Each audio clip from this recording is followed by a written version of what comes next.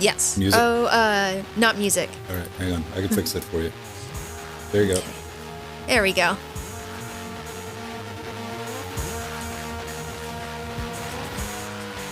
Woohoo! Wonder if we'll even get our Discord notifications from anyone. Will they know we're live? Yeah. Might have to go check for myself. Yeah. So for those of you who are listening, there's some Discord servers down. So I haven't been able to log in on the computer or the cell phone. But let's hope it's just it is only it won't take too long for them to get them back up again. I don't know. Here's my alternate theory. I think a lot of people right now are scrambling going, uh-oh, how do I get on Discord? What? What's wrong? Yeah. What's wrong? If you are listening, which I know for a fact we are live, we are coming to you very much live. Check this out. Twitch chat is working, and the relay is working through Discord. If you're in Discord, don't close it. But I haven't heard a hello from Arthur yet.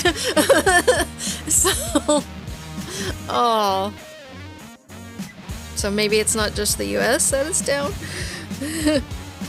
no, we are coming in live. I know we're coming out, and there we go. Nice, Arthur. Yeah. Having Discord issues. I've got Twitch up. It's for the betterment of humanity, Jill. Productivity is going to get much higher now that people just can't sit and idle in Discord. I don't know, before the show. Hi, Oil of Hope. Hello, everyone. How are we doing? It is Wednesday. We were talking, looking around a bunch of things, and Jill was like, yo, check this out. My Discord is not working. So, you know, I'm the curious type when something like that pops up. So I went to Twitter, and we caught it within the first 30 seconds of Discord being down. It is having issues, and people are losing their mind. Their mind, I know. This is API outage. Lovely. That was from 2 seconds ago. Oh no. This is the time of the season that everyone remembers they have a Twitter account so they can go rah.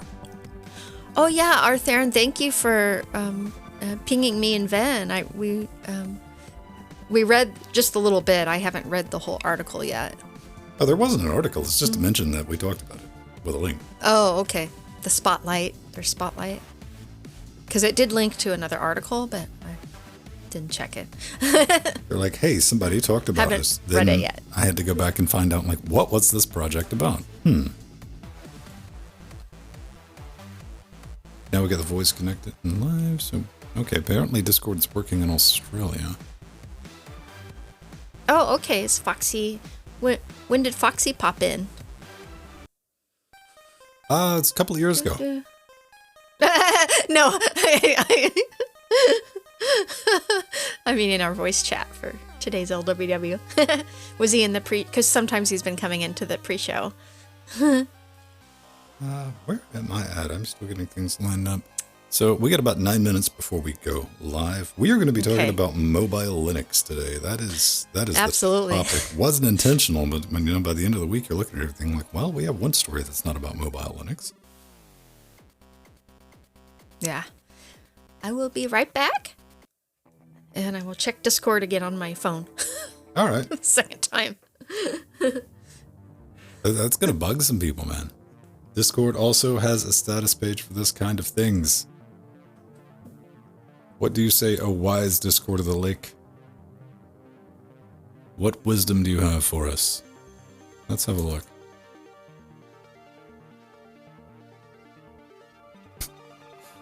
We've identified underlying issue with the API outage, but are dealing with a secondary issue in one of our database clusters. On-call response team. Oh. Yes. I believe that qualifies as a major outage. Everything else is working, though. So, the moral of this story, don't log out of Discord if you're in Discord. I got lucky. I got lucky. I just started it right up and it worked. So I'm going to be hanging out in that. But yeah, what are we going to be rapping about tonight? We are going to be talking about the Steam Deck because we have announcement dates when that's going to ship. We got GDPs, Manjaro mini PCs, framework firmware, Spike desktop, and a Pi-powered Amiga, but not like you think. More like Amiga than, hey, it's a Raspberry Pi accelerator. So that's pretty decent. I need to embiggen that. You never log out? I always have it. There's at least one device in the house that's going to be booted in Discord, and it is the tablet in the studio, because that tablet does two things.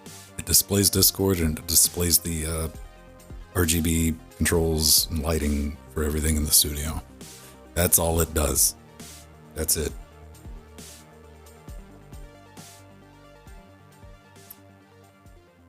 But I want to thank everybody that showed up last night.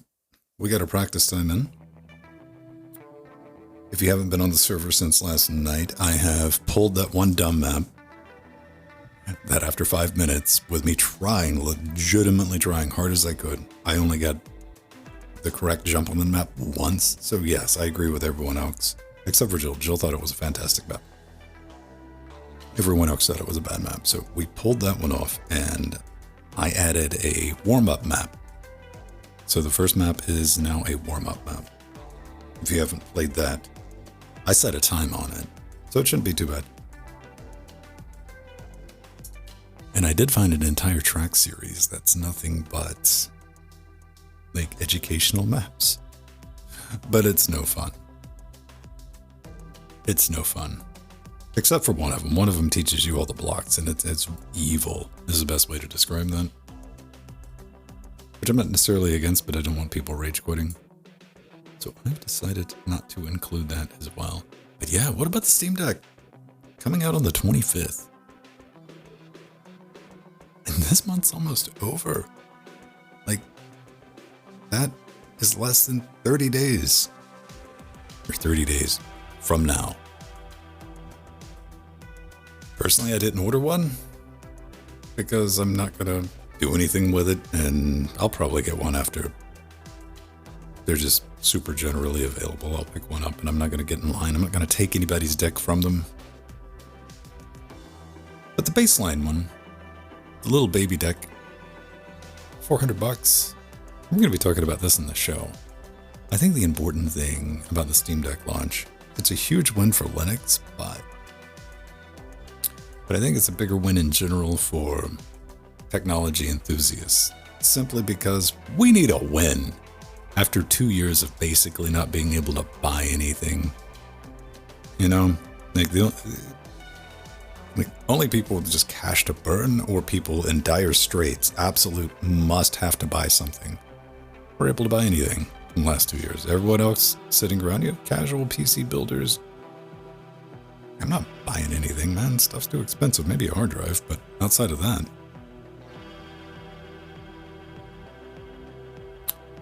I don't know. It's gonna be curious to see if people use their deck outside to keep it inside, because we all know people who have Nintendo Switches that have never left the house. And Switch is the only thing I can think immediately of.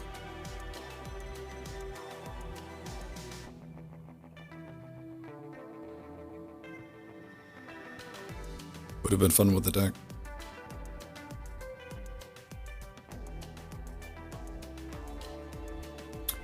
There you go. That's the spirit art there. And because, like, I got a gaming PC.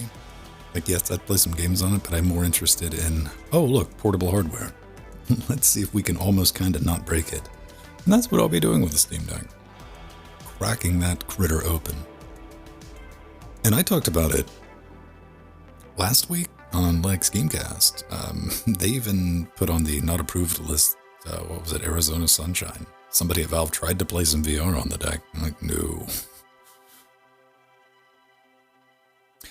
I saw that article, then I went and looked at what they were basing that off of. I'm like, like if you're being overly generous, you're looking at like a 10% difference. Be still my quivering wallet.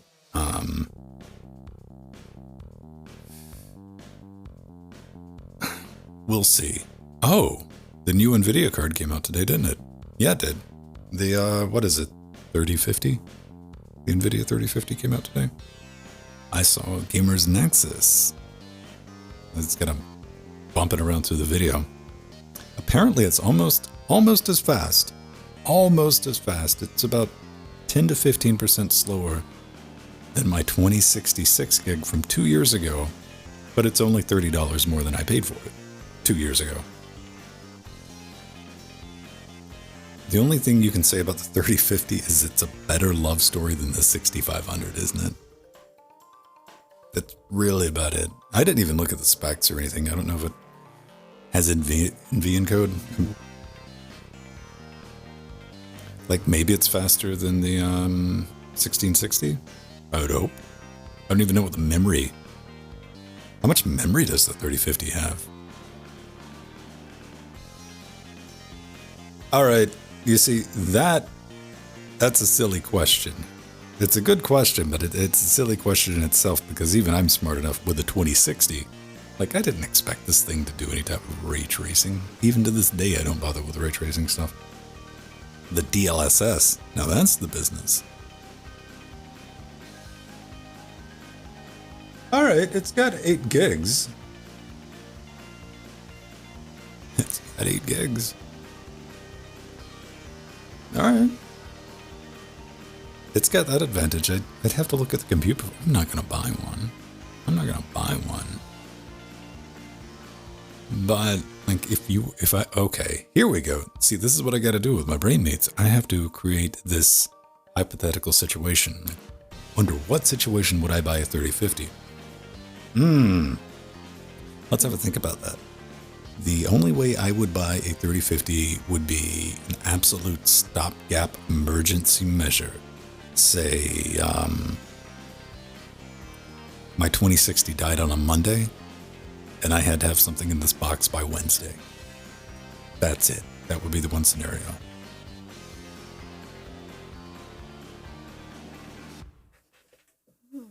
But outside of that, I mean, it has the advantage of being available. There you go. I mean, I would absolutely pick that option over the laptop GPU that AMD put in a PCIe format. Hello, Steve. How are you doing? Are you having a wonderful morning? Oh, Boo, did you make it on Discord? We've had an outage on 3 of my devices. I can't get it to load.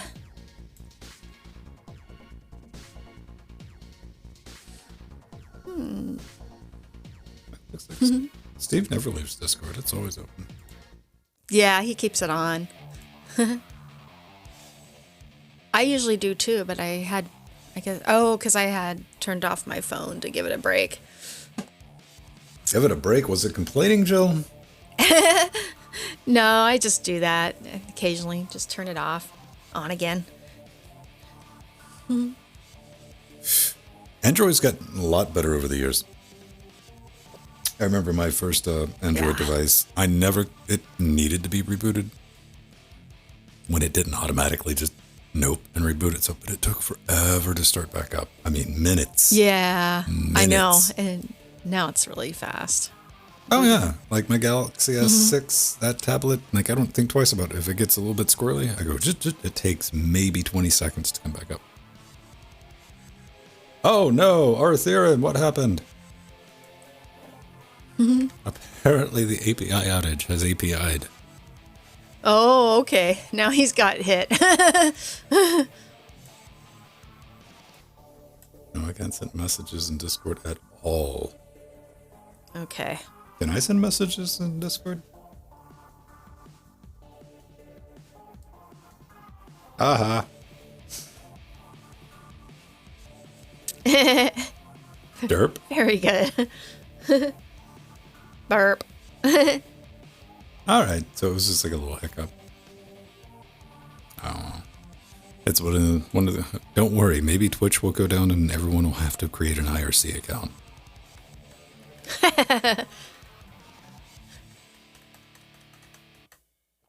Yeah, I still have to sign up on our new one. I haven't done that yet. I did it just so we could claim it or have the ownership transferred over to us, but that was it. You know, IRC wasn't bad. Here's the thing. IRC is not bad after you get everything set up. Yeah, I love it. It's the getting it set up. Yeah. Like IRC used to be, I remember back in the day doing a fresh build. Like that was an afternoon getting all your channels back and getting everything set up the way you wanted it.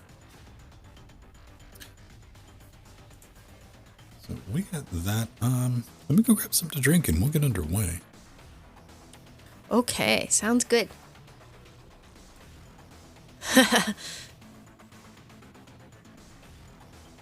Oh, it was Arthur. Oh, okay. Yeah, I had been using IRC back in the BBS days when we were testing it. But I was really happy when I came to Linux Gamecast, and that was the way they were communicating, because that was so cool back in the day.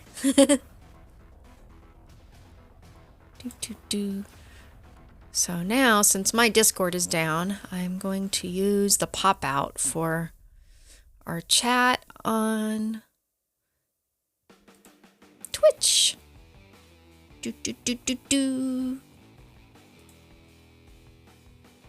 Oh, come on. Chat. The pop-out is being annoying. Come on, pop-out. Why aren't you working? Do.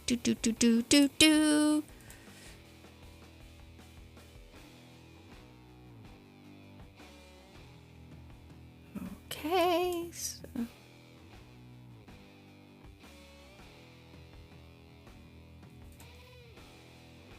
Okay.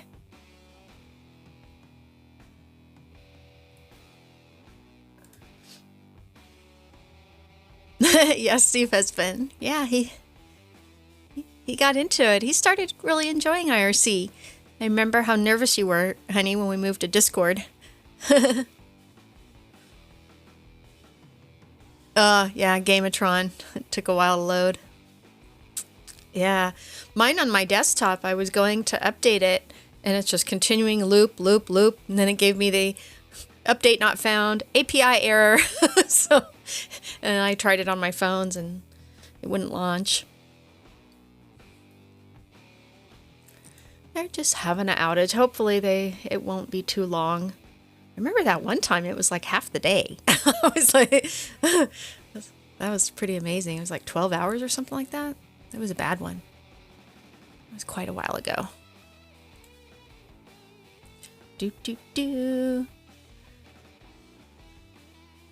Yeah, Gamatron. So how long did it take for Discord to load for you?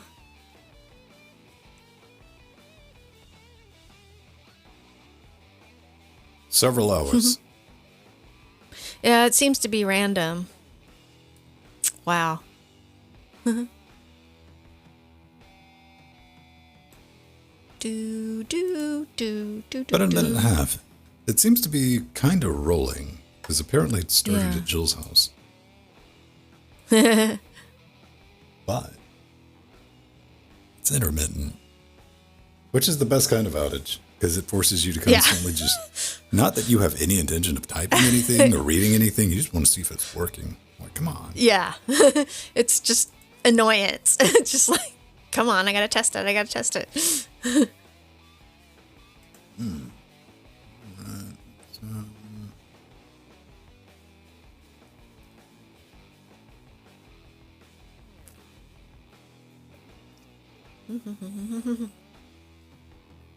Oh man, nothing like the taste of aspirin. Ooh. I love the taste of aspirin, really, I do.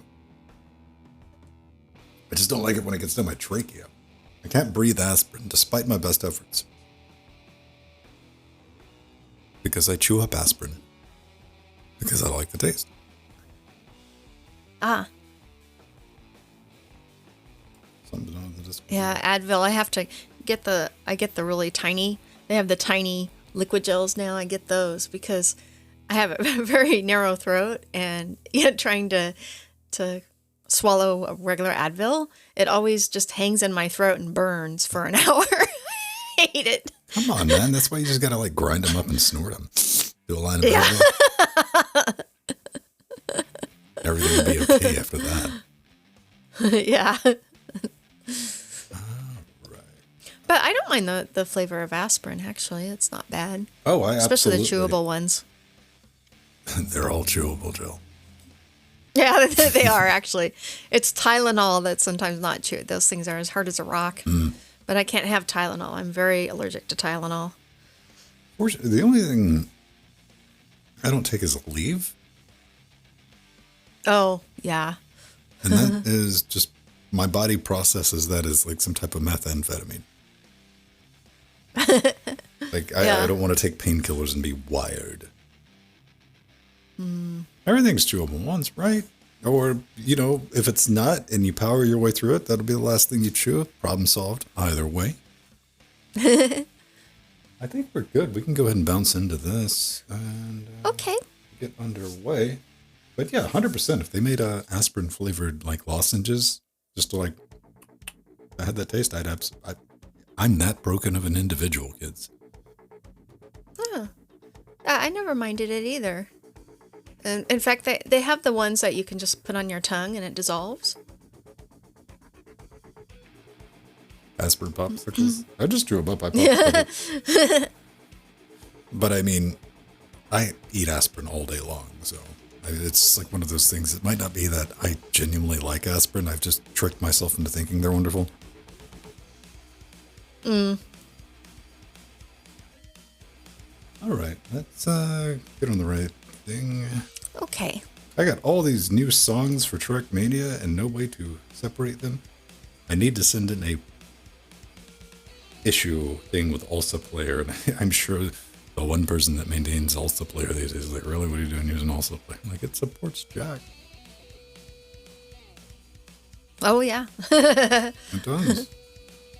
Not perfectly, but so much better than VLC, because VLC wants to spawn brand new syncs every time a song changes, which makes it impossible Oh, yeah. to link that that is into the it. network every time it changes. And also Player's kind of a compromise. I mean, it changes the sync numbers every time it spawns, but at least they're stationary the entire time it's open.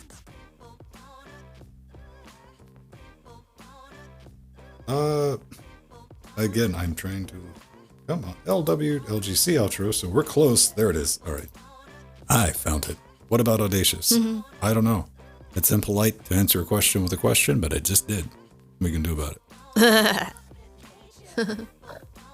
I think I have used Jack with Audacious before, I don't know.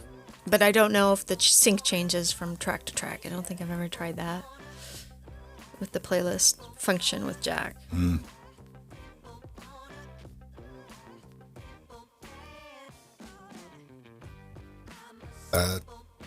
Yeah, I'm not concerned about whether or not it works with Jack. It's how it works with Jack. There's Yeah. several Jack-aware audio players. See, that's immediately why I don't trust XMMS a is man. probably I would not. expect a FAQ. Audacious has got an REQ. Don't trust a site that has an REQ. I saw that, but try to be revisionist with your history, man. All right. Let's get underway and see what catches on fire.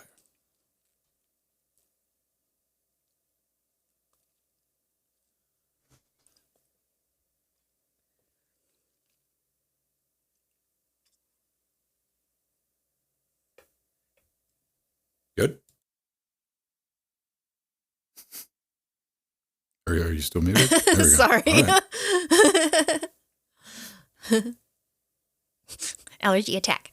Allergy attack. You can have allergies asleep in the air. Yeah, we got flowers. All right, take 3.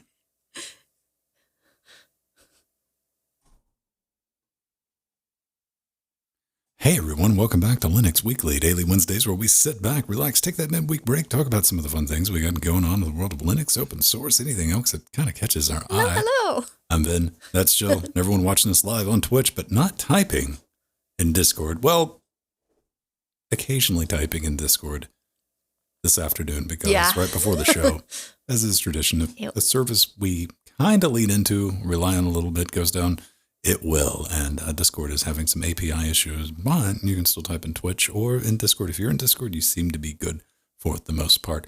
Can you just guess the first comment on the YouTube videos? Like, have you heard about Matrix? Yeah. Well, if you set up your server right on Matrix, you usually don't have outages. So, I know, but then you have to use Matrix. yeah. Making Aw. friends. So last night we had a practice session with the Trackmania. I'm having a wonderful time with that. Everybody's showing up. And that's kind of my goal. I'm trying to reignite former crippling Trackmania addictions and start brand new ones. People are having a good time with it. We got some laps in. We voted on tracks. So Friday, we're going to put all of our skill to test. Servers up 24/7 to get your times in, and we'll be doing a points match. I found where I can change the points because previously our point was like some random number, like 900 and something. I've changed the points to 1337 because I'm a nerd. So now, in order Nice. to get Elite. the points, you got to get 1337 to be the winner of each track. And I think we have like 19 tracks. Oh. So Friday, that's going to go down. I invite everybody to come watch if you want to participate. All the information is in Discord. If Discord is still a thing come Friday and hasn't burnt into a smoldering crater, wherever it may be, but all the information you need for Trackmania and to get into our little Linux server is available there. Also, I'm tuning this thing. I'm playing around. When I say mic tuning, because I hadn't said mic tuning yet, so I just said it. Redoing EQ curves, gating, downward expansion, all the other fun stuff. Just trying to get it dialed in to where I want it. And this is an older mic, but they still make them. This is an SE 2200. It's a studio mic. I wouldn't recommend anyone. I'm sure some YouTuber has done a video on one and like, this thing sounds super flat and it picks up everything in the room, because they will. Would not recommend it if you're not doing any type of processing on it, because they're not meant for that. But yeah, just playing around with that because I want to take apart my RE27ND just to take a look at the voice engine. I'm not 100% on my abilities to get everything back together yet. So I'm kind of weighing out, like, do I just want to send this thing back to Electro Voice because it's like $260 for them to do a just refit on everything, but that's almost half the price of the microphone. So I don't know. There's nothing wrong with it. It's nothing you would even hear at home. It just that I wear out voice engines on dynamic microphones. This is a problem I've encountered personally. So that's my story. Track addictions have been enabled, and I'll see everyone Friday. How about you, Jill? You showed up last night. Yeah, I had so much fun, playing all those practice maps and testing and having fun playing with you and Wimpy and all our patrons. It was really awesome. I will say patrons and Twitch subscribers can jump in. Yeah, Twitch subs. Yeah, we had quite a few. Yeah. Now, even though, like, when you go into the Trackmania server browser, it says, hey, look, we're a bunch of filthy casuals. That's the name of our series. And we're trying to learn how to do this if you want, because I'm just doing this for patrons and our Twitch subs. I'm not saying, hey, come give me $1 or whatever it is for a Twitch sub. Previously, this was the first week somebody didn't pop into Twitch chat and be like, I want password. Give me password. Like, no. We're trying to also, if you're like really, really good, not the place for you. You don't want to do, if you're the type of person that wants to do a bunch of victory laps around preschoolers at a race publicly, you're probably not going to have a good time because we're a bunch of preschoolers trying to make our way around the track. We're a bunch of noobs, yes. Yeah. Or if you're in my case, I've casual video gaming, Jill. Casual Where has player. it gone? Yeah, it's like, hey man, I like playing around every now and then when I get a chance, and it's fun, Yeah. it's neat, but I don't have 16 hours a day to dedicate to a game anymore. No, and that's my problem too. There's a thing called work.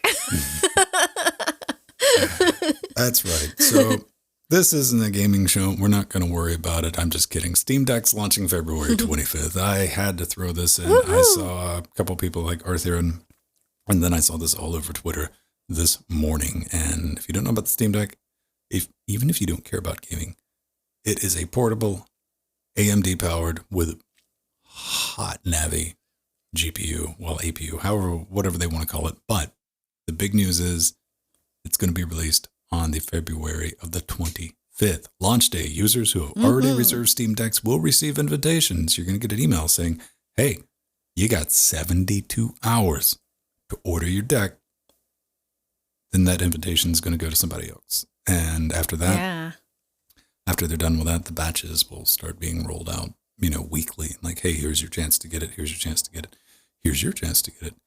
And I love this because even if you're not into gaming, just the technology sector, technology enthusiasts like myself, we need a win after 2 years because we haven't been able to buy any, not exactly. Like, no GPUs, now CPUs. Pick up anything. Yeah. Like maybe you could pick up a CPU. Maybe you could get a GPU. Like maybe if you had to and you were forced to, but no one wanted to pay any of these prices. And we were talking about this in the pre-show.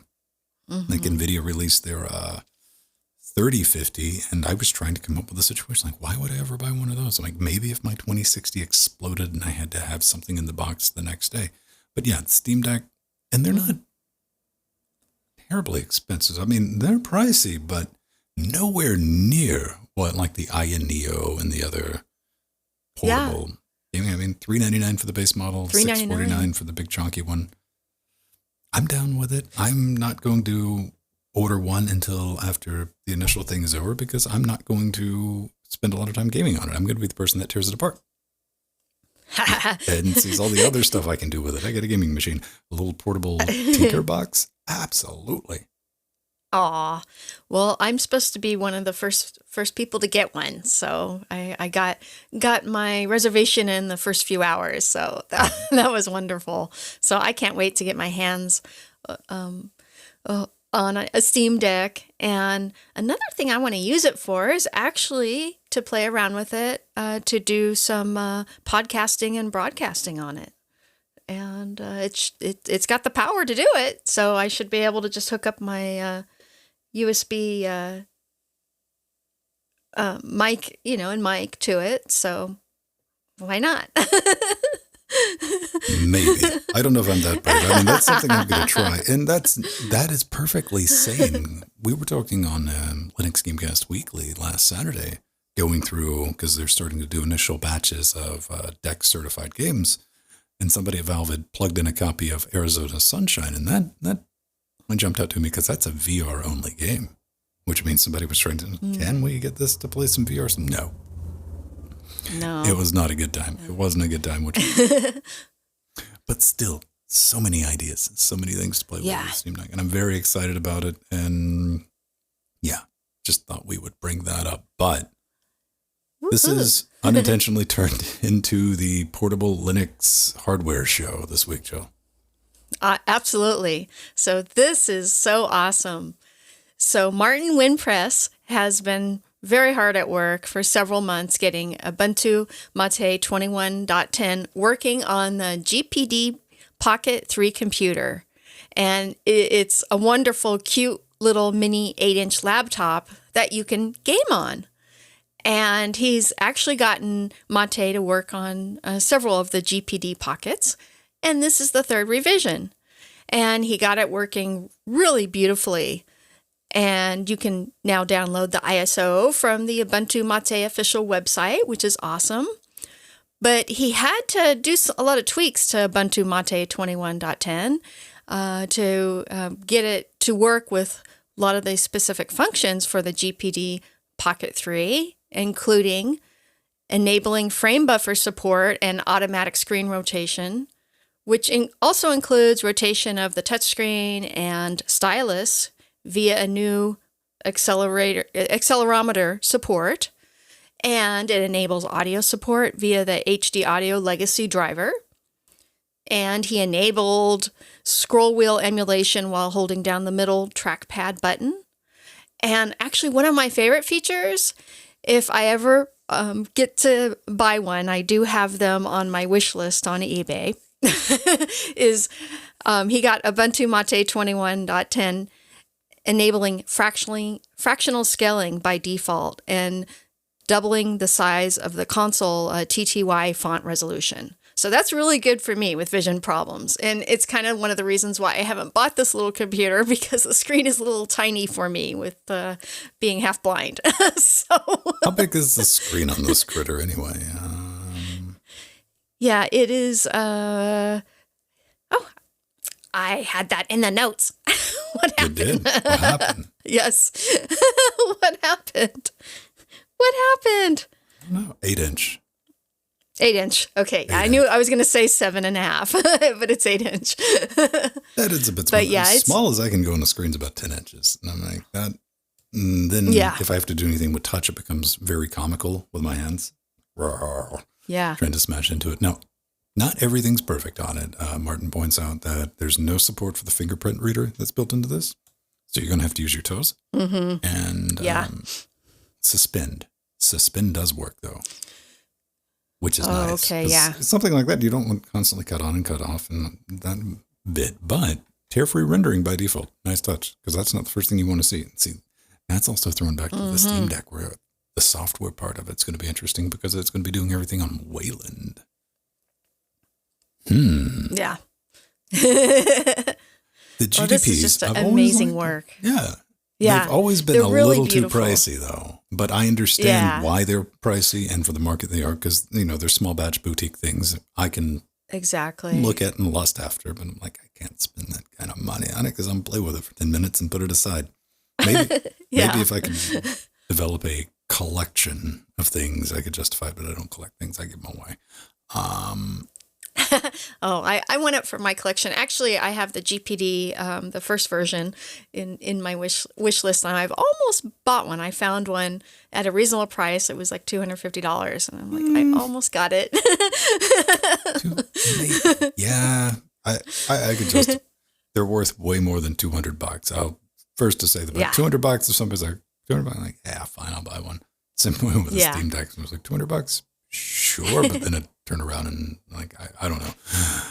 That's not the only super small thing we got this week. We got a little tiny Manjaro arch. Is that an arch? Is the Manjaros the arches?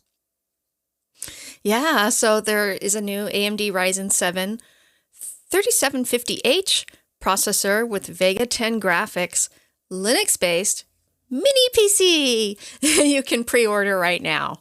And it has Manjaro Linux pre-installed. Woohoo! So you can get your, by the way, I run Arch on. I love Arch. I run it too.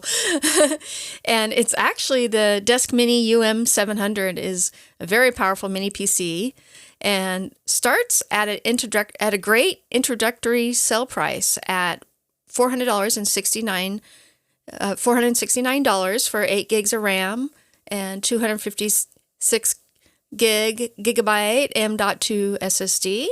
And there's another model that you can get for $539 for 16 gigabytes of RAM and a 512 gigabyte M.2 SSD. And after the sale, the prices will start going up to about $599 for the lower level one. But it seems that Venn has found one in another location, a little cheaper. Well, it's okay. First thing, I want to warn everyone that this comes with Manjaro Gaming Edition. So I feel like a lot of other people out there are like, there's a gaming edition of Manjaro? Of course there is. Why not? That's awesome. Yeah. So yeah, I was looking at that. I'm like, that case looks awfully familiar. Let's talk about some of the things. So it's got 3 4K video holes, Wi-Fi, Bluetooth, and allegedly a silent fan if you've ever played with the Nook system. Sometimes it's the case, sometimes it's not. It just depends on where you have it located. Now, 2.5 gigabit Ethernoodle on the back of that critter, which is good to see. And nice. I love the specs. I love the price. That price is very reasonable. And like most of you, I like the idea of the Nook, but I've just always wanted an AMD one. There's a reason I have a wall of AMD processors that I bought over the 20 years because I just don't do Intel on the desktop because I'm that guy. Rawr. That case just looked really familiar. I mean, I was looking at it and I'm like, And those specs look really familiar. And I'm like, okay, $469. You know what? That's a really good deal for 8 gigs of RAM. Awesome. Right up until you go over to Amazon and you just get this minus the Manjaro Gaming Edition for $484, but it comes with 16 gigs of RAM and a 256 gig SSD. Yeah. Nice. So I'll put those links in the show notes. Yeah, see, here's the thing. The only reason I bring that up, if you want to order it from Men's Forum, that's great. They don't offer any type of like Linux support or anything. Let's be honest. If it came with a drive of Linux, even with a System 76 or something like that, the first thing I'm going to do is take the drive out and wipe it and reinstall Linux. Yeah, I know. I do that with all my machines, whether they're pre-installed Linux or not, just to put what I want on there or just a, change. So, the 8 gig version, I mean, if you want Manjaro Gaming Edition pre-installed, this is probably the way. Or there's also the Amazon option. A little more DIY, but you get more RAM and probably a better deal. But links for all that in the show notes. Now, continuing on with...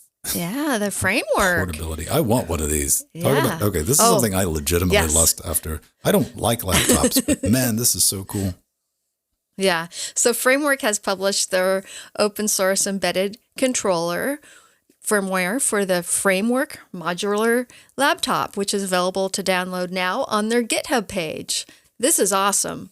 And what's interesting is actually the firmware is based on Google's Chromium EC project, which is the embedded controller firmware used in Chromebooks. So that's very interesting, actually, and kind of makes sense. And like we have mentioned before here on LWW, Fedora 35 works out of the box on the Framework laptop and just beautifully. But what's really nice is Framework has been very impressed with the Linux community's contributions, their hacking, and all their wonderful experimentation. And so there are actually now easy to follow step-by-step guides for the most popular distros such as Fedora, Ubuntu, Manjaro, Mint, Arch, Debian, Elementary, to name but a few. The Linux users have come out in droves to test all the Linuxes on the Framework because we want to live this modular laptop life. That's for sure. Yeah, I mean, this thing Linux is 100%. And so far, the humans behind Framework, they've done nothing but knock it out of the park. There is. Look around for something bad about the team behind Framework. Let me know if you find anything, because I didn't. Now, like, this is why I will champion Framework, because they've shown all the big laptop makers that you can make a sleek, easily repairable, modular, good-looking laptop. Mm-hmm. And it's not going to cost $11,000. Yeah. And I've been told that was completely impossible by Apple, Dell, HP, Lenovo. This cannot be done. Quit asking for it. Now buy our glued together sandwich thing where one thing breaks and throw it away and buy another one from us, because, hi, Apple. It's just, I have nothing but love for everybody with a Framework. Yeah. And doing this with the firmware is kind of brilliant, and they're so reasonably priced for what they are. They're not. Yeah. I mean, you can get a decent one for $1,200 to $1,500. I know, it's a really good price, and you can actually go even lower and customize it. I think the last time me and you were talking about this, I got mine down to about $800, and then you can just add on your little cards later on. They even offer the bare bone kit if you want to go that route. Yeah. And they've opened up module development for third parties if you want to get in and make your own thing, like an RGB module, so it'll blink more. I will talk to you if you make that, but still brilliant. Good to see. Good to know. Now, security. Seems kind of topical. Messaging systems. Absolutely. Before the show. If you'd skipped over and you're just right at this point, Discord kind of caught on fire. It seems to be on less fire at this point, a few minutes in, but maybe you like sending like really secure messages on your mobile devices for whatever reason. How about something that could work, like a messaging system that could work locally in the area, even if the internet went down, or something without a central server, which could be a problem like Discord today, and something that can't really be monitored or attacked very easily. Well, Yeah.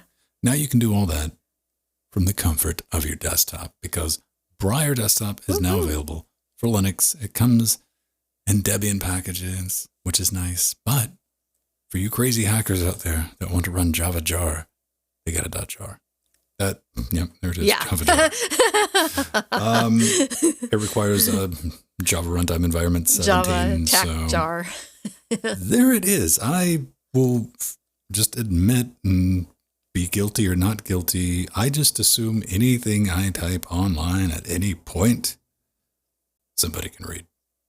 It's just a level of difficulty between that. But I'm unfamiliar with the Briar messenger service, but they said it's very reasonably popular with journalists and stuff like that. I'm like, all right. So, but I was more fascinated in the ability to operate over Bluetooth and Wi-Fi locally. Yeah, it's kind of like mesh networking with our phones. Yeah. And that's a nice thing. I mean, that's very, very good actually. For instance, in third world countries where they don't have access to internet, and that would allow people to talk to each other. See, I was just thinking about for children organizing against their parents. Yeah. Well, there is that. Then the parents can't pay attention to what their kids are doing. That makes sense. And well, what I really like also is that the internet communication is actually using the Tor network, which is very secure and one of my favorite networks on the internet. It's secure right up to you, like come out of a CIA exit node. Then, yeah. Yeah. It is available on Google Play and really F-Droid. cool. Yeah, it is, isn't it? Yeah, I saw that. So, I mean, the people behind this, they've worked on things. I was reading in here that, like LimeWire. I mean, decentralized platforms, just in general. LimeWire. I remember LimeWire. Everyone does. That's how we used to download Linux distributions back in the day, Jill, and only Linux distributions. Yeah, Only and even on Linux Kazan Emule.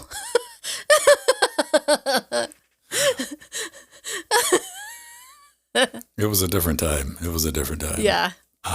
So we got a little bit of a slice of pie, but we do want to thank, we have a new patron to thank this week. If you want to support us, this is what we do. We don't have ads. Head over to our web zone, linuxgamecast.com. You don't need an ad blocker because I don't put them up there, but I still managed to keep over 0.5 terabyte of audio and video guides podcast available for you ad-free. And I'm able to do that with everyone who helps fund everything we do over at patreon.com/linuxgamecast. I throw in some bonus stuff in there. We got an extra show, an extra hour of content in audio and video form each and every week. We get access to the Discord when it's not on fire, but we have a completely free and open IRC that's tied into Discord for live chats as well. And you can also get an invite if you're just looking, because I know we've gained some new patrons this week. They're like, wait, you guys are, the guys and gals are playing Trackmania? Wait, and you're doing it for fun? Oh, yes. I would like a ticket, please. And so some people have done that. But yeah, who do we have this week? Yeah. Well, like Obi-Wan, he found us last Friday while we were playing Trackmania. And he's been a joy to have in voice. Beastvik inflicted that going by. Oh, okay. That makes sense. Because I definitely heard it was like, oh, you got me into this. And I'm like, oh, ha, ha, ha. That's right. One of us. But so Obi-Wan was in with us yesterday when we were playing, and with Wimpy and Alan and the whole gang, and Foxy. It's and and that's the Martin Wimpress, otherwise known as Wimpy, who got Ubuntu Mate 21.10 working on the GPD Pocket 3. So same person. You can find him here, LGC. It's going to be kind of fun. Thanks everybody for letting us do this. And we have a YouTube channel. We have 2 YouTube channels. We're horrible at marketing and plugging our own stuff, but we have Linux Gamecast at YouTube, and if you go to the bottom of that recommended channels, we have the Uncut series, which is another thing.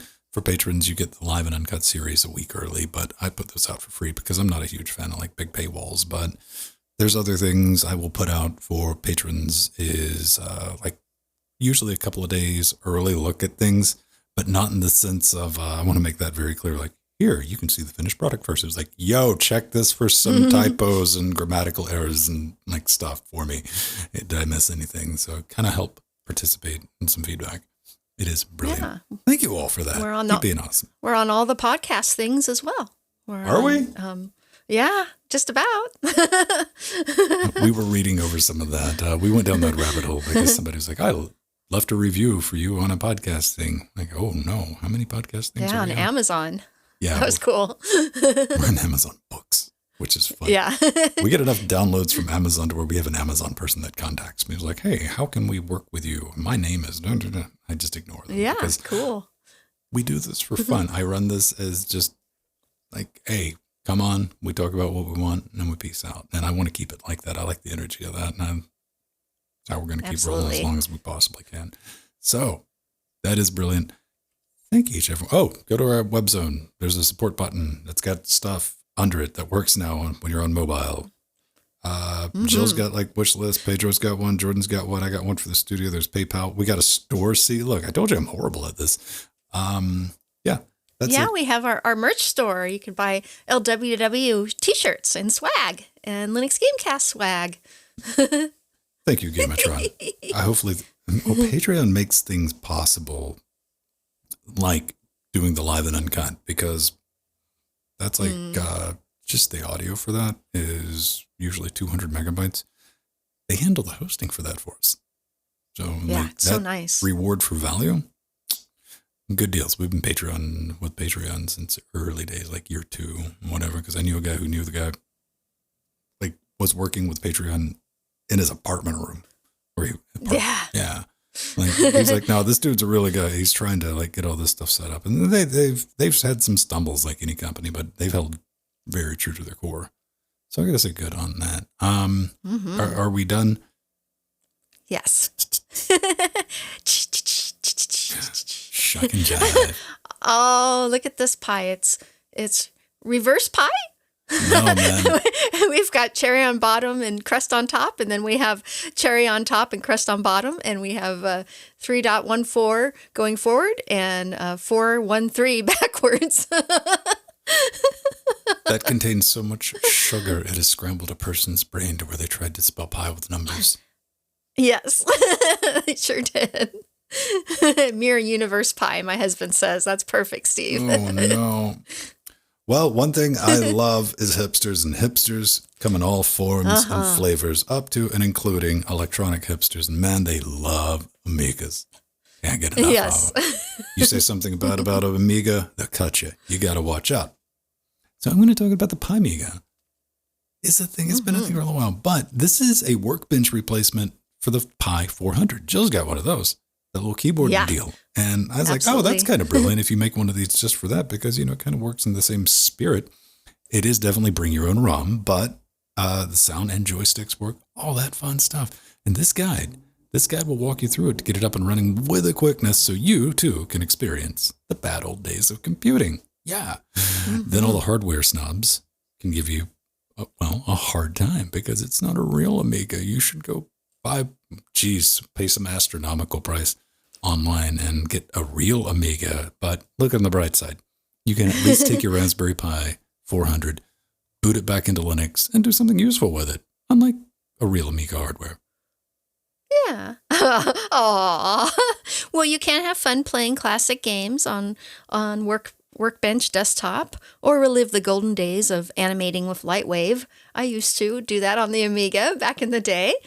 And something I want to mention about this also is that you can get the ROMs at Amiga Forever. It's one of my favorite websites. And I believe it's just under $30 to buy the software, and it comes with the ROMs. And they are available in other places as well, but that's the one that I am familiar with. It says it's on the Android store as well. Robots they drink too much. No. I don't know. I mean, my mom had an Amiga 4K growing up, and it was like her toy computer. Yeah. Like, that's fun. I don't really see the need to apologize for it. I don't have any nostalgia thing. Like, Burn it down. Let's get new stuff. Like playing with the bad old days of computing. I don't want to relive that. I was there. I've seen it. I love this modern future we have. But I'm glad that people do find it interesting, do find it fascinating, because they go back and they learn things. They learn some core concepts and some basic skills that are just not taught when we have teenagers and 20-year-olds running around today that don't understand what a folder structure is. Yeah. Or how to code, how to use BASIC. Or a command line. Exactly. Like, how do I CD into a directory? And you're going to learn skills, and they want to learn those skills because they want to do the retro computing thing. And I think that is absolutely brilliant. This is a way you can, kind of get a taste of it with your Pi 400. And again, it's in the spirit, because it's all nice and self-contained. Absolutely. Yeah. Well, I keep my Amiga 500 ticking along, so it's happy. But I like the fact that I can put this on my Raspberry Pi 400. Yeah, I mean, when you want to take a break, you're like, I'm being too productive in this thing. Let me switch it over.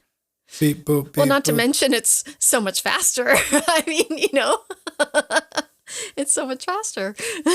What I really appreciate when I watch this is like retro, because I follow the kid that rubs stuff and makes noises. What's his name? LGR, that one. Oh yeah, Lazy Game Reviews, yes. And a couple others, and I miss Retro Man Cave. That's another one. Retro Man Cave is another one of my favorites. Yeah. Anytime I'm a sucker, you will get me every time when it is. I'm taking this piece of 80s or early 90s, like really early 90s technology, and getting it online. I'm like, I'm watching that because I just find that absolutely fascinating. But yeah, get some use out of your Pi. I was kind of interested in that Pi. It's just I wish they had one with more RAM. Yeah, I know. Yeah, I have the 4 gig one, and yeah, I would like to get the 8 gig one. So I do need to do that still. I want somebody to do some creative soldering because I've definitely seen people making vampire type Amiga accelerators with the Raspberry Pi. I want somebody to do it with a 400, where it's just kind of like taped on the side of the Amiga. Oh, NicoJet. Yeah, you just brought that up. That is Vista Pro was one of my favorite landscape fly-through animation programs. It was also available for DOS as well, but I used it on the Amiga, and it was cool because you could load in the dems or the demographics from the famous places on Mars or the moon, or of course in the U.S. like the Grand Canyon, and that was just awesome. So yeah, you absolutely can do that on Workbench. That's kind of neat. I mean, again, if that's your jam, I wholly support you in it. Yeah, go make some Amiga flavored pie. There we go. Yeah. Look at that. It's already been 30 minutes, Jill. Oh, okay. Guess it's time for us to go. I know. Yeah, don't worry. I'm saving us and everyone else from devolving into the back in my day. Because we'll do that. We're getting to that age. You run into elderly people definitely today and they start talking about things, but it's not tech. We're the generation that's going to be doing that, but with tech, it's weird. It's very weird. You get people started and we just get into it. And I'm like, whoa, the old people are talking about old stuff. It's kind of fun. I know. It's kind of brilliant. Hey, thanks for showing up, hanging out with us. We're going to bring up a little bit of music and roll some credits. Yay! Aw, thank you to all our wonderful patrons. And there's lots of people in chat. Steve, I let you in. Steve, Beastwick, NicoJet, Art Theron, Katana's Steel, Oil of Hope. It's all our wonderful Mir was in there. Yay! All our wonderful people. And of course, Gamatron. And we had a new follower. Triple I, Mark Triple I. I guess that's how you pronounce it. What? Or in chat. Triple I underscore I. Mark underscore Triple I. And we had Lee. I wonder if that's the same person. I don't know. I'm just reading like what it says on the Twitch. notifications. I got Badger at Dayton and I got Lily. Oh, yeah, in Twitch chat, we got Triple I. It was a little further back. We'll see you next week, ladies and gentlemen. Love you all, and Foxy too. Hey, now don't. Yeah, Don't tell fibs. I was so disoriented without my Discord up. I was like, God. I love Twitch though. But yeah, that was a little ways back on Twitch. I noticed that name going by. Triple I. It's like a couple of, because I think the LILI was from a couple of days ago. Oh, okay. So anything further back than that was like way back. Well, I mean it actually on Twitch right now in our chat. That's where the Mark II is. Someone from Twitch came in.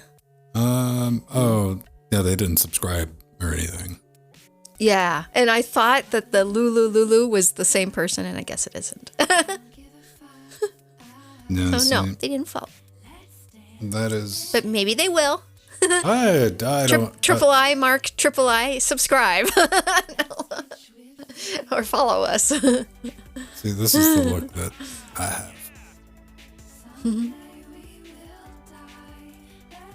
We get real-time activity on our dashboard. That's nice. When we're doing the streams. Oh, right. I got that in, recorded. I don't think we had any hiccups, which is good because I updated JitSeeks, which is always like crush your pinky toes and hope everything comes back up. Oh.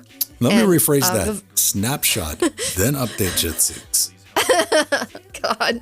Well, my Vivaldi crashed when we were talking about the GPD Pocket. That's why I'm like, but I had it up. So I had to bring it up real quick. And that was I always have several windows of Vivaldi up, and this was the one I was trying to get Discord up on, so I think that's why it crashed. So that's where all the articles were. Why don't you just go open them up on your Amiga, Jill? Jeez. Yeah. Well, I could do that, actually. The hell you could. Amiga can barely, with the, 68K at website, chug through a, 256 color thing. I knew the hardware limitations of the Amiga. But I can download from Google Docs as rich text format. And there's, text-only based web browsers as well. And those would work, like Lynx.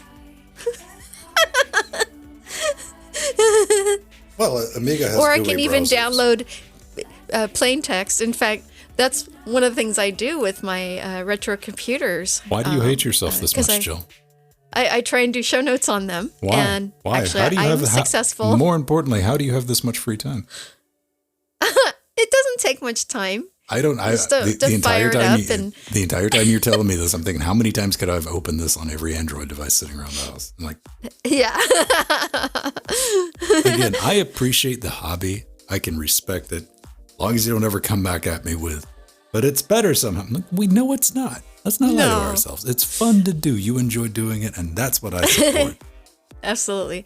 Well, I've done my show notes on my old machines, and I just take it from Google Docs or convert it to Markdown or rich text or text, and then load it up on the old computer. Well, one of the things about Amiga's got a graphical browser. Amiga's got GUI text editors. I mean, that was kind of the workbench. Yeah, man. Mosaic. Yeah, Mosaic-like browser. Oh, there's a modern one, yeah. That's that is one thing I'm always fascinated with because it is beyond dumb to do, but like I like a challenge. I like the challenge aspect of it. Like, can we get old thing X online? I'm like, I'll watch that. Mm-hmm. Can you? Oh yeah. So I got my Apple II SE online, so I was pretty happy about that. Through some weirdness, I was able to control my Apogee 1 audio interface with my Android, which it has no online connectivity whatsoever, but I hacked up a way to do it. I was thinking about doing a guide about that, but it would have genuinely just been a dumb video. Kind of like, hey, can you make this thing do this thing? Let's find out. It's so wacky. But Emacs. I don't know. The text Yes. editor, I was born using Pico and I'll die using Nano. I do love Nano too. I also love Joe. Joe was kind of one of the before Nano. do, do, do, do, do.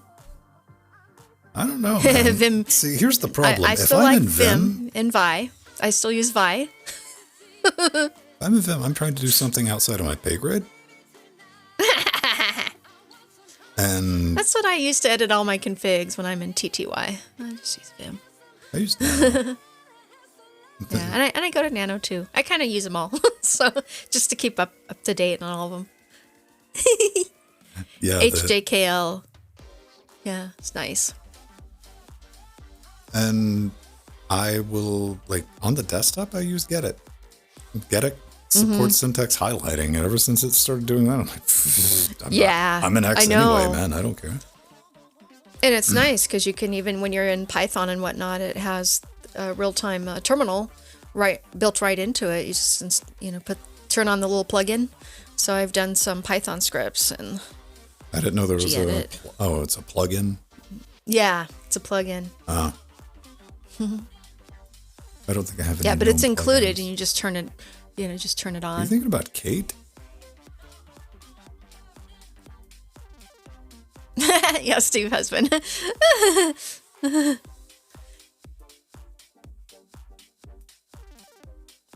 Yeah, Beastwick, lots of gray hairs. Yeah, I'm unfamiliar with a terminal in Get It, which I'm looking for right now. Show me. Okay, so let's see. It's a plugin? Yeah, there's a plugin. There it is. All right, I found it. Yeah, Here we go, guys. I was just about to launch it. Oh, we got it. So there's an embed a terminal in the bottom of the page. Yeah, isn't that nice? I've been using that for years. It was a plugin that you had to install separately at one time, and now they just included it. Yeah. But you have to enable it. Yeah, you just have to enable it. What kind of monster would do that? Yeah.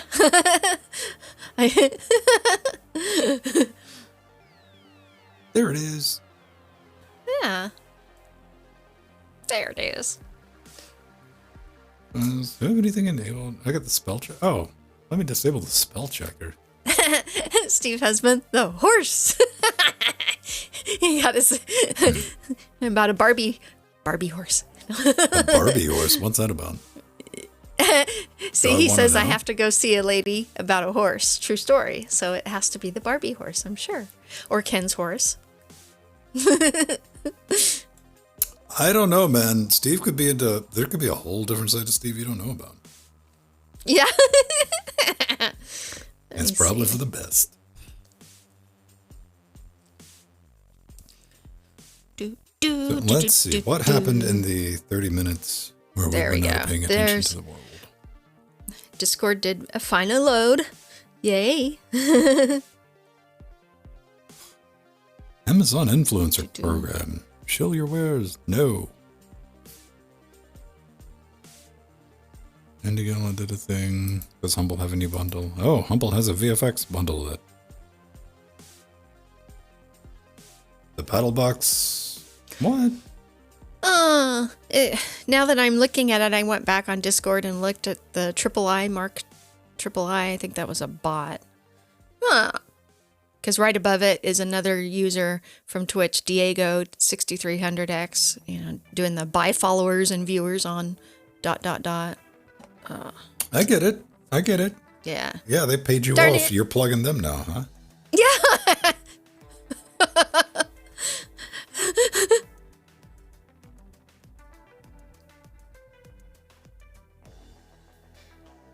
Yeah. Do.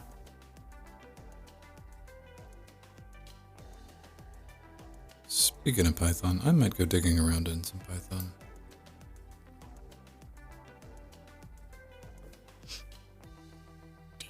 But yeah, I was so happy when I found out about the gedit terminal. This is several years ago, and I'm like, oh, Oh, so that now I don't have, before you had to go get the plug-in and then install it in the directory, and now it's built in. You just got to enable it. Well, I like the idea of it. The problem is when I have a terminal open, that means even though I'm fully aware that tabs are available in terminals, that's great. Tell my old brain that. No, if I have a terminal open, I probably have 13 or 14 more open.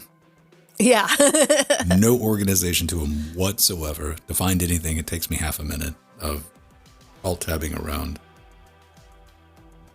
I just live that terminal life. But yeah. It's a very hybrid approach. Even on this desktop right now, I have, 2 terminals open. I also enjoy Nedit and Xedit. They're very minimal, but those are really good for older machines too, that are GUI based. Well, I like the idea of the terminal and text editor, even though I've never used it way back in the day when I was using KDE. We're talking like KDE 1.3, 2X series, 3X series. I used Kate all the time, and I would show people, like, look at the terminal. It's awesome. I never use it, but it's there. Yeah, Kate was great. Kate is great. It's still wonderful. I know a lot of programmers that just exclusively use Kate. You gotta use Visual Studio like a normal person. I mean, like, far as debuggers go, it's not a bad one.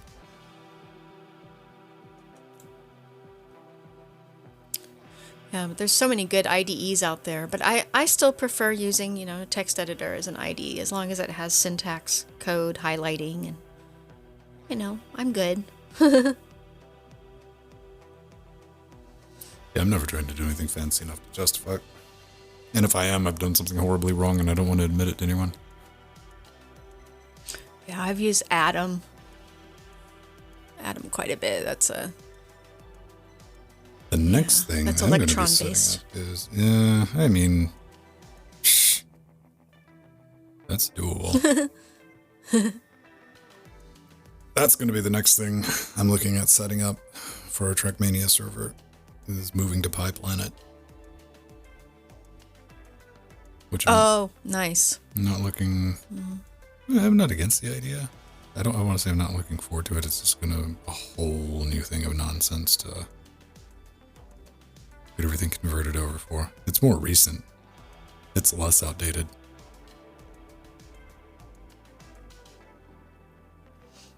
So it might be good. It's the next-gen server controller for Mania Planet. And it uses Python 3 and async IO. Hi, -9. Oh, kitty.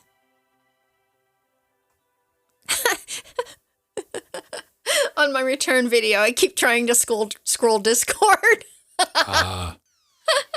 Because that's usually, I put my Discord right there on the bottom half, so I keep trying to scroll it. That's funny. Did you have any hiccups with Jitsi this week? No, All right. I used it Saturday, and I'm talking about this Jitsi, our instance, today. Oh, no, All right. I just thought you meant in general with updates or something. I don't know. Yeah, no problems today. All right. I was getting return video nicely. It's good to know. I reworked some of the bandwidth. Oh yeah, and it was definitely smoother today. Not quite as many hiccups. Well, maybe we had all that free bandwidth because not everybody was on Discord. Yeah, there we go. Yeah. Uploading their 60 megabyte GIFs.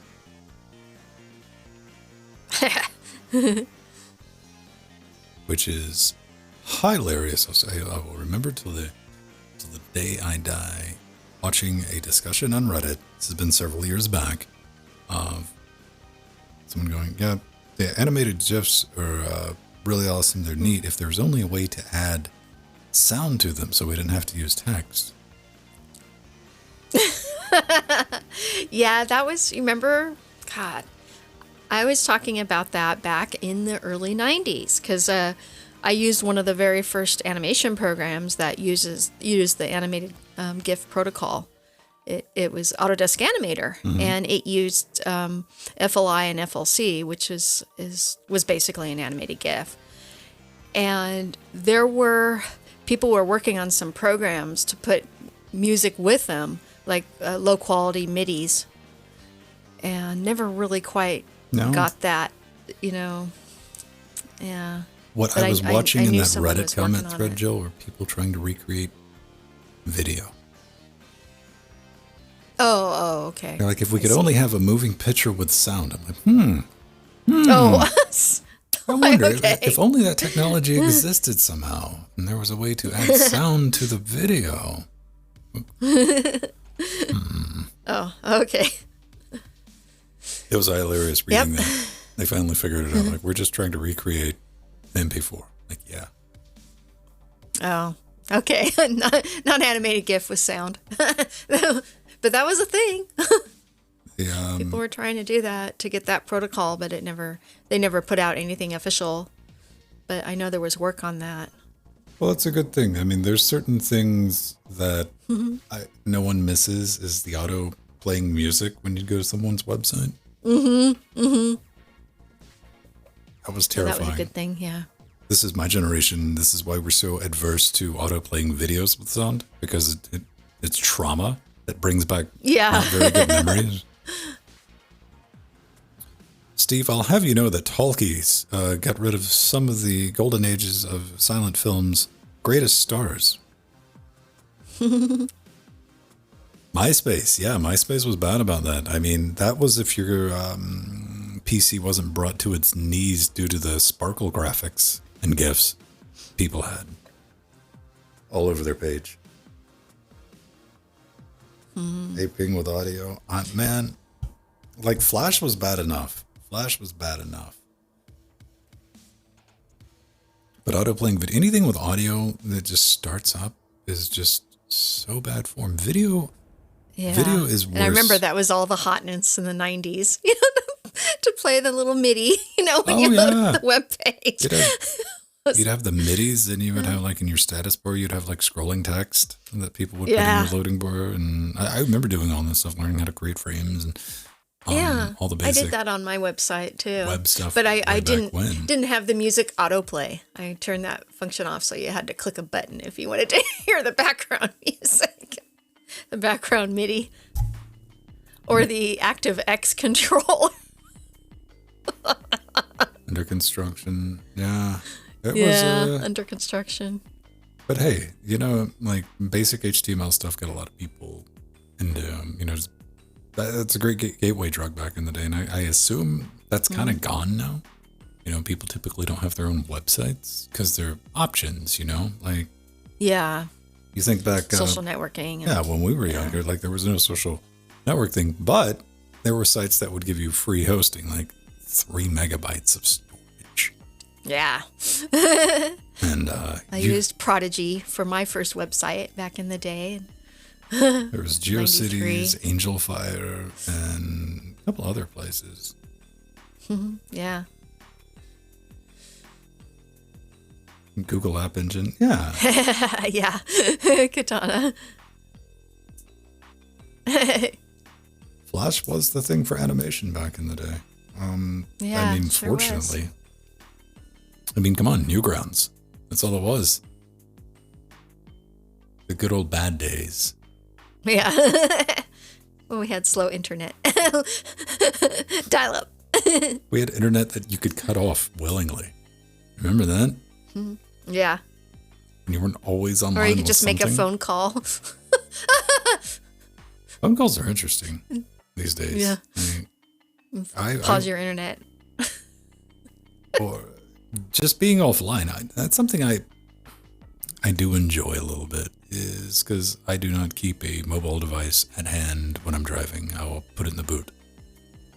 Just habit. That's what I do. And it's good being disconnected for an hour, 2 hours, and coming back. Like, hey, let's see what happened. Yeah. Yeah. It was like the old days of reading Slashdot, where you'd leave Slashdot alone for a couple hours so you could refresh it and there'd be new stories. Yeah. No, so true. You need to get offline and go do something fun and get out in nature and go for a walk or You get out go in for a nature, go for a run, or walk, go but to the leave bike. your mobile At home. Everybody forgets that part. Hello, Dole OS. Greetings to you as well. Welcome. Build a build model. a model. Steve strikes me as somebody who would checks their email once a day if he has to. That's how Steve rolls. Yeah, if that, more like once a month. His personal email. At work, of course, he's on it all the time, but.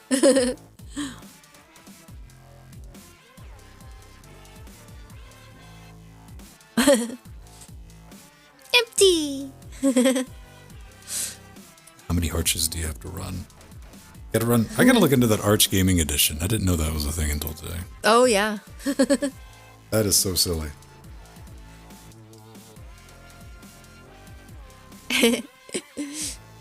Yeah, as if people that use Arch don't know how to install Steam.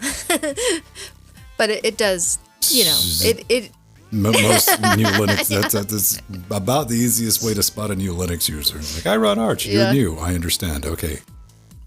yeah.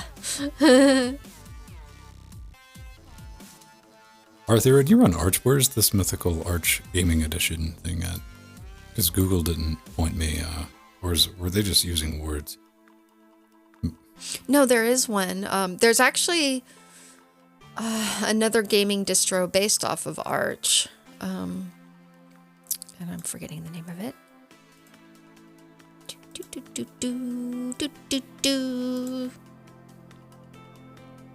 Yeah, because the thing that I copied and pasted from Min's forum, the Manjaro Arch Plasma Gamer Edition, doesn't exist. Yeah, the Plasma. We'll do that with quotes. Yeah, it's called something else, I think.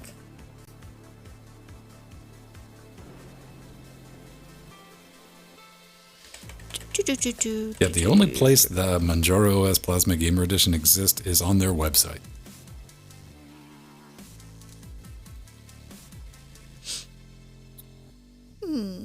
Yeah, Arch Gamer Edition is going to be SteamOS 3.0. Donna, you're right about that. That's going to be the gaming edition of Arch. That I'm very fascinated with because I want to see what that's Valve going to be exciting. rolls out as a user experience, and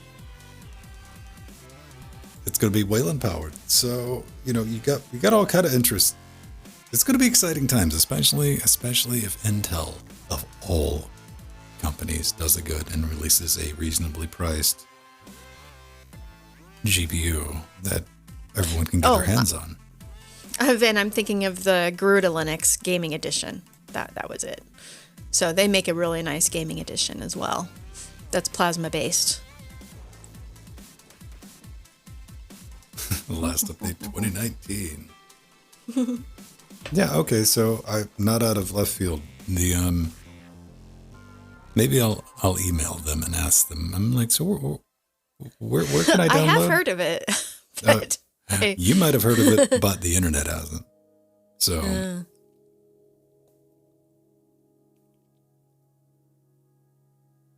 Garuda Linux. yeah, I've talked to Manjaro people, so That's nice. That doesn't mean this thing exists. yeah. I want to send them an email and find out. They're like, yo, did you do a typo here?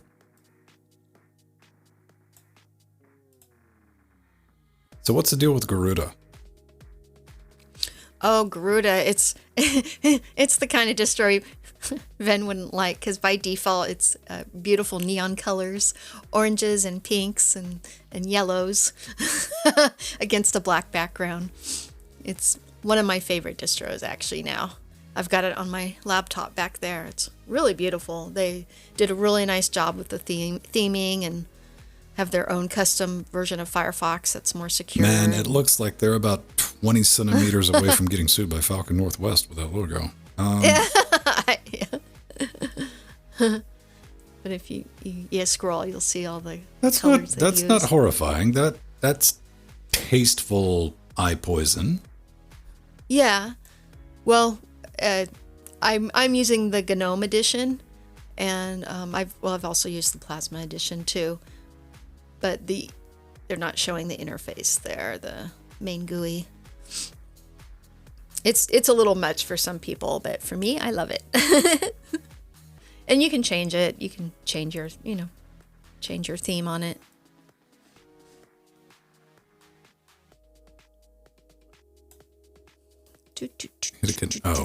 Boo! I thought they had a Canadian edition. All right. No, it's really beautiful. Chimera OS? Oh, Chimera. Chimera, yeah. Yeah, I just skip all the nonsense. Just run Debian. I run Debian stable. And anybody that tells you that you can't play every single game that you want to play on Debian stable right now doesn't know what they're talking about, because I'm here to tell you, you can. I run Debian Garuda stable Linux on everything in here. Also has a nice XFCE version that's not with the bright colors. It's just a standard theme. Let's see. Katie is like great. If you need the whooshy nonsense stuff, man, like if you need I'm like one step away from running a just straight up window manager, and that's the way I've always felt about CDE, and I felt about XFCE. It's just like that one night, if Enlightenment was more stable, I would run Enlightenment, but. Oh, then type Garuda Linux into Google Images, and then you'll see all the desktops. That's what I was looking for. I thought it was on they had pictures of the GNOME and Plasma on their webpage, because they used to. Well, but it wasn't on the front page. They got like plenty of pictures. That might be what it looks like default. It might default. The defaults are all nice and sane, and people just go haywire with it. Look at the wall. You want to look at the wallpapers. Those don't show the wallpaper and all the extra bits. Why would you waste system resources on a wallpaper? Well, that you can look at the Garuda default wallpaper and see if you like it. It's neat. It's square shapes layered on each other with all the bright colors, the pink and yellow and orange. That's what I was trying to find for you.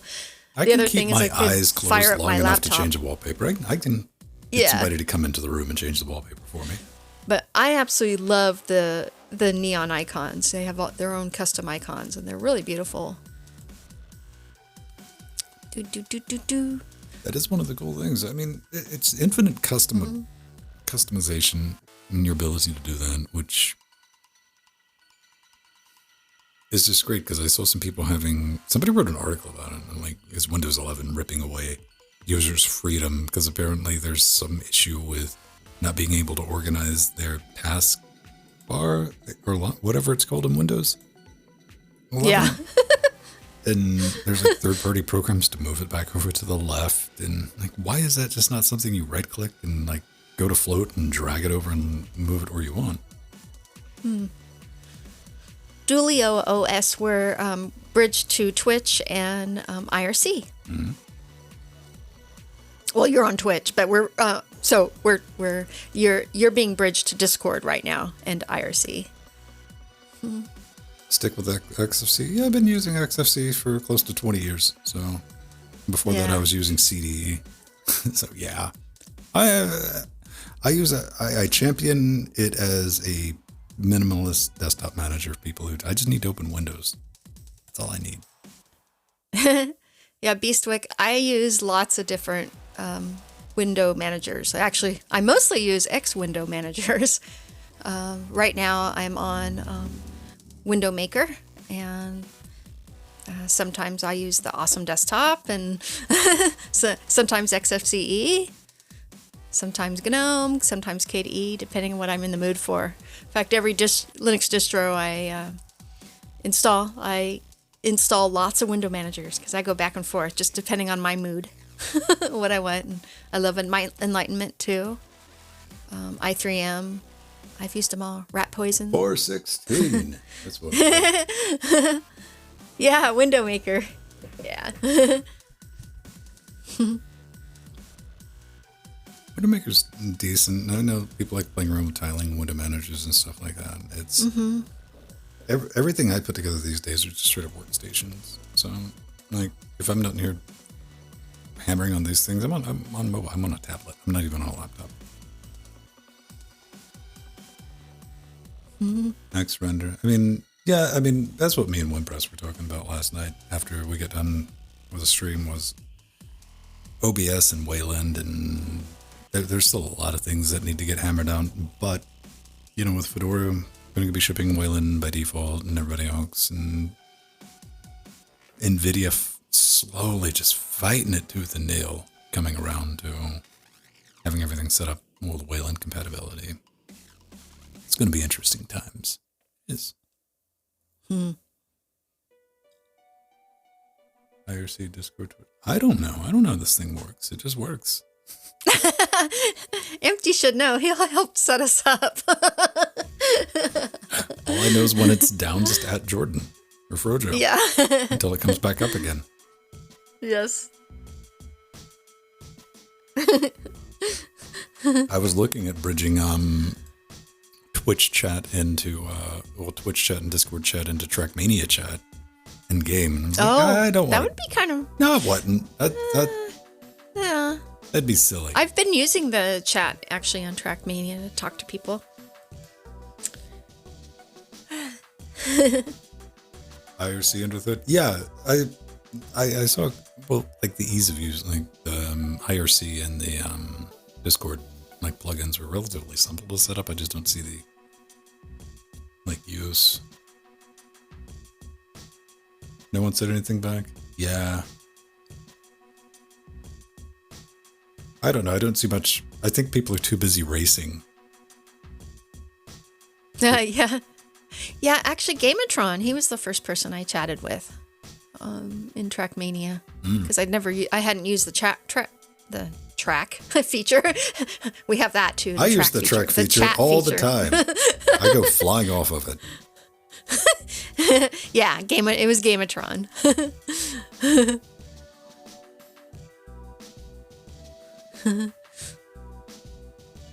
Well, GNOME is so much better now, but I remember just out of curiosity, I mean, this has been 8 or 9 years ago. Last time I played around with GNOME was trying to set up, because I've had multi-monitor set up for well over a decade, and one thing XFCE did 10 years ago out of the box was multi-monitor setup. No fuss, just done. Yeah. You know what? That and enlightenment. That I used to always say that about GNOME with what was Mir from Canonical.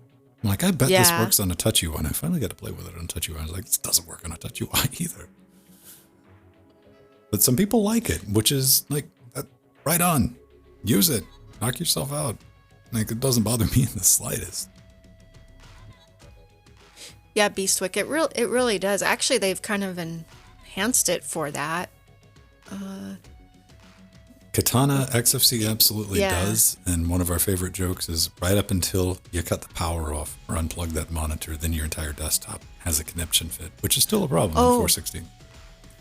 And sometimes when you log out or when your computer goes to sleep and it comes back up again, you lose the orientation. So you have to load the little custom script.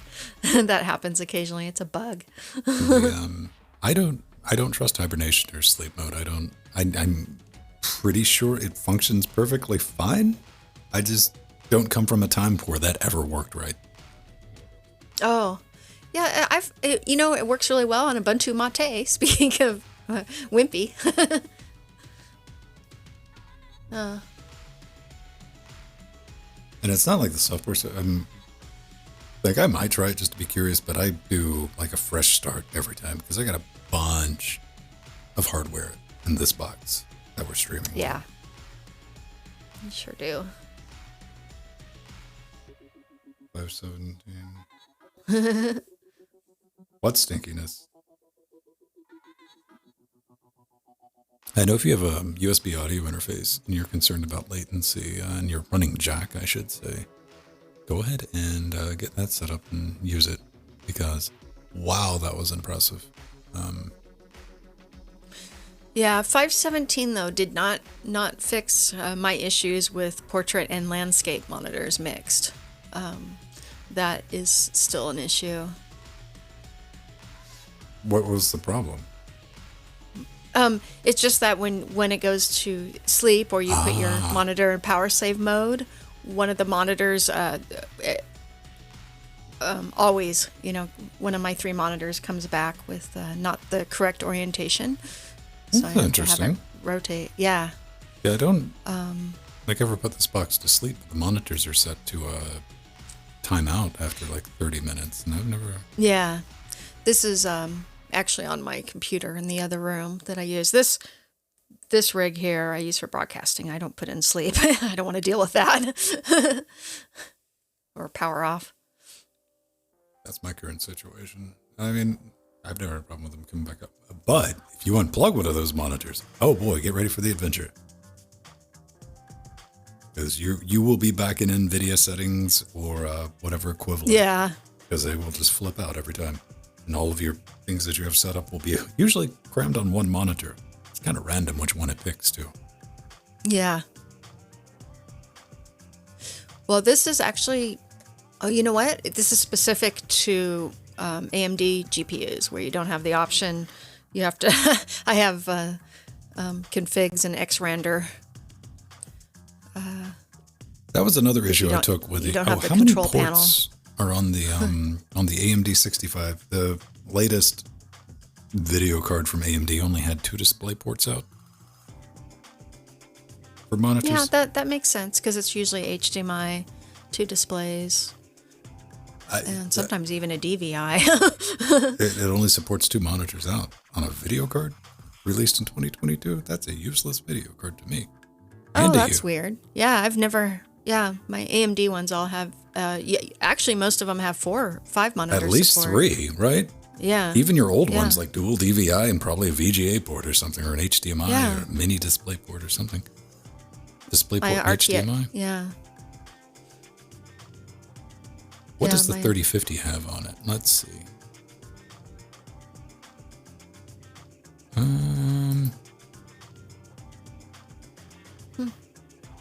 Yeah, all my AMD. Okay, look at that. It also depends on the manufacturer too. 1, 2, 3 display ports and 1 HDMI. All right, see, that makes sense. Like, if you were forced to pick between that thing that AMD released and this thing that the new 3050 that is slower than my old 2060 and costs $30 more, I would have to pick this one.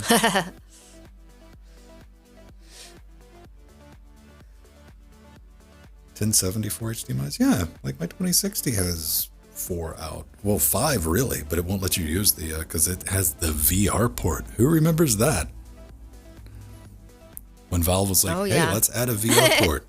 And NVIDIA's like, sure, we'll do VR ports. And Valve's like, yeah, we got bored with that. We're not going to do it anymore. And NVIDIA's like, okay, we learned a lesson. Everybody learns their Valve lesson at some point.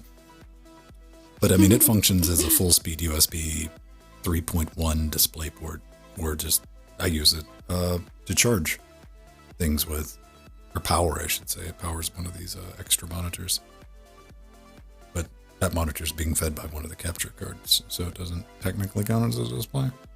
So yeah, we got anything else going on, Jill? You got any big plans? 1030. Man, that's like a 7-year-old video card. So yeah, probably. Yeah. But that is amazing that the 6500 just has the 2 ports. Wow, I didn't notice that. Yeah. That's weird. Like, ever since I read it's like, no, this GPU was designed from the ground up to be in a laptop. It makes perfect sense.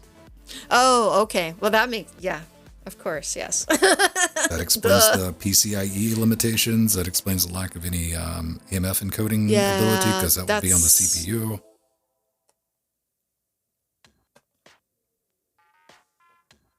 Yeah, and why it performs less than the RX 580. Yeah. I mean, that is just a stinker of a GPU. I don't like that silicon was wasted to make that. But, I guess you got to make something. I will wait. I will wait until the 3060 is anywhere near MSRP, which I'm checking right now. Nope, still $730. That's not going to happen for a card that is supposed to be $400. You know what? Honestly, it might also be because that was normally a laptop GPU, but also because of the shortage. You know, it's just easier for them to have two ports and get it manufactured. I don't know. Well, they ended up building a Y card that you can't. I mean, the only advantage that AMD card, the 6500 XT, had over anything else was that you could buy one if you were in that bad a shape. But now that NVIDIA released the 3050 that you can just buy, there's like buy one, keep it in the box, and sell it in 30 years because it'll be a collector's item because nobody's buying these things. Absolutely. Yeah. You can pick, it'll be rare and vintage, which means it was a failed product. Yeah, I definitely missed the part that I only had two monitors heads. Who needs more than two monitors? No. Oh God. I sometimes have 4 hooked up here, and you have more. I only have 7. Come on. Yeah. I don't know. Yeah. Yes, Nico Jet. Yeah, it is perfect. Honestly, I did put that on my eBay wish list for the future when the prices go down, because I will grab one of those because it'll probably be rare because no one's going to buy it. I don't know if I'm pretty sure the NVLink, that's what it's called these days. SLI. Man, that brings me back to 3D effects. Oh boy. Yeah, I don't think they have NVLink on the 30 series. Am I right? I could be talking out of my rear.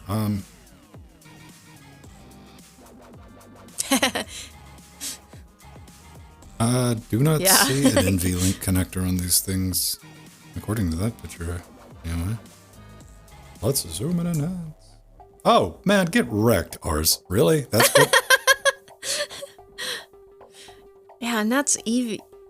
Yeah, but that's nice. I love EVGA. Most of my NVIDIA cards are EVGA. My 1080 Ti and gosh, most of them I've pretty much bought from EVGA or a palette. It's been very good. Yeah, that's what I was having that theory. Like if I was going to buy a video card today with the crazy prices, because I'd want something that's going to last me a little while. And, if I'm like, what does the 3070 cost? Yeah. It's like $1,000 card. And once you're spending $1,000 on a card, I might as well spend a couple of $100 more and just get a Quadro A4000, which is, like $1,500. Tumbleweed updates. Troubleweed. No, it's so much better these days. I think you'll be okay. Well, like one of the good things about like Debian stable, because if you're running Debian testing, your packages are just as updated as any Arch distribution. It is like for audio production, video production, you only get security updates. So once you have everything working, it stays working.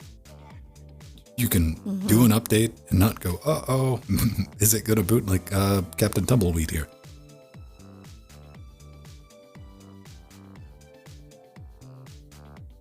Yeah.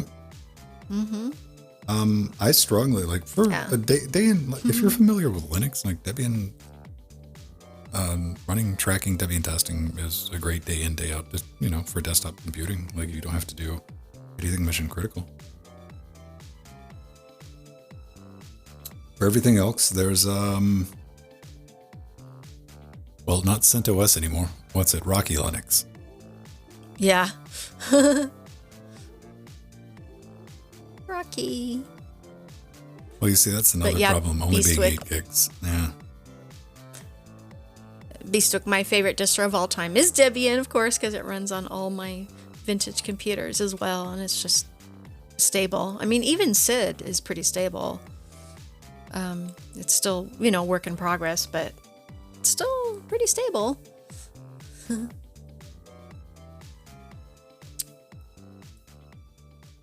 All right, and Fedora I kind of is nice and cuddly. look at these days. Debian stable as actually static, so it's kind of the static version. Well, that's what it is. Yeah, it's in stasis. No, It's like these packages, which is great. When Debian 11 came out, I'm like, hey, I got current packages for half a year and all that fun stuff. But Yeah. that's it. But that's the thing with Debian. You got to be comfortable compiling and installing new software and stuff that you are going to need later on down the road. And, the ecosystem is not there for, say, something like Ubuntu base or Arch, PPAs for Ubuntu or the Arch. Sorry, Donham, that was really funny. Thank you. Yeah. That's what dryer sheets are for, the static. Oh, that's good. Yeah, so Beastwick, I do love Fedora myself. In fact, I'm setting up a Fedora 35 broadcasting rig. And, I love all the distros. That's why I have to have lots of computers to install them all and have fun with them. Yeah. I mean, and again, if you want to track SID and all that, like Debian stable is what I would put on any workstation if I was going to be case in point. Absolutely. Everything in here is running Debian stable except for the after shows and box. That one's running Debian 10 still. No, not any particular reason, but it works. I just never upgraded it to 11. So not broke, don't fix. Arthur. Oh yeah, Gamatron. I have Debian on my 700, my 701. I have a 1000 HE as well. Yeah, it's great on those old netbooks and old computers. Swish. Do. Okay, so we got to bounce out of here. I got to get to work. Okay. And make this a podcast. Obscure distro that's cool. I don't know. Hey, There you are, Foxy. Good. Everybody, enjoy the rest of your week. Jordan will be back tomorrow with something, probably some more Cybertruck 2099, and of course Friday I'll get an event up later this afternoon. I'll probably keep a lookout. I will be. It seems like every time I get into our Trackmania server, I'm spoiling the fun. Some other people are in there racing, but I got to get my practice into. So later this evening, I will be in getting my practice laps in. You want to be in there as well. But Friday, I'll get the event posted in Discord. RSVP, let me know if you're going to be showing up, because I set up 16 slots last week. 15 were full. So that's how I'm going to be looking at the Discord thing. I'm like, all right, who reserved a spot? And I want everybody to get in if they want to get in. So, yeah. That's that. Cool, then. Saturday we do a show? Yeah, we do a show on Saturdays. Linux Gamecast Weekly. Yeah. That's how the whole network started. It's the big show, Linux Gamecast Weekly. You keep calling this a network. Yeah, because we have multiple shows. That makes a network. Let's see, what are we talking about? Oh, Deck 6. Oh, man, I got some more hipster 3D polygon stuff to rant and rave over. That should be a fun time. Cool. Yeah, no, but I need to test that Valley server. That does look like fun. Valley's interesting. Like, Valley and Canyon are... The reason I always go back to Trackmania, they are more racing-oriented, you know? Yeah, I can see that. More into yeah, because they just have the tracks, the dirt racing, and the... Yeah. Trackmania dials it back to the comical, like, bouncy, loopy stuff of... Like, yeah. Yeah. We're just playing around. Trackmania's more like distance. But they're all fun games in their own respect. Cool, everyone. Yeah. I'm going to bounce out of here, and Jill's going to bounce out of here, and I'm going to get to work. What are you going to be doing this afternoon? Oh, boy. I think I'm going to do a little resting, actually. I've been just working a lot, and I might go in tonight and play some Trackmania or tomorrow night. You better. Yeah. All right, everyone. We'll see you next week. Okay. Bye, everyone. Love you all.